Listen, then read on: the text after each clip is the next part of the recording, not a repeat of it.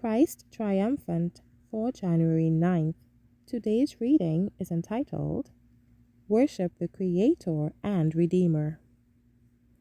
Matthew 4 verse 10. Thou shalt worship the Lord thy God, and him only shalt thou serve. It is those who obey that will be blessed of God. He says that he will bless your children and your lands and all that you lay your hand unto. Do you think that Satan is going to allow this without making a struggle for the mastery? The enemy is working just as sharply and decidedly now as he worked upon the minds of Adam and Eve in Eden. The people are gathering under his banner, and he is enriching them with his power. But everyone who sees that the law of God is changeless in its character,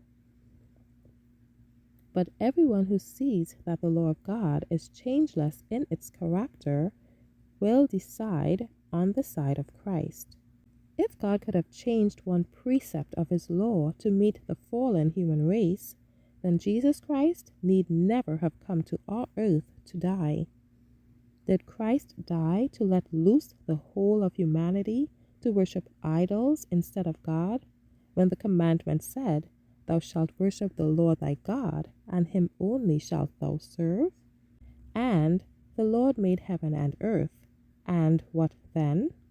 And rested the seventh day, and sanctified it, and gave it to you to observe as God's memorial, a memorial that he is the living God who created the heavens overhead and the earth upon which you stand.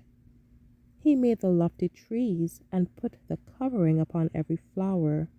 He gave to each one its tints, and the Lord of heaven made human beings and gave them the Sabbath. For what?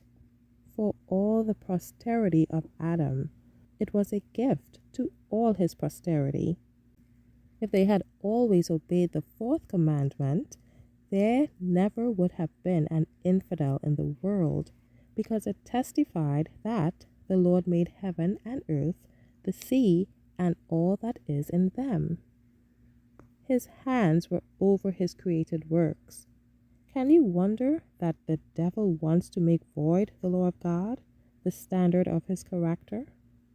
It will be the standard in the judgment when the books shall be opened, and every person judged according to the deeds that are done. And the names are written. What does he say?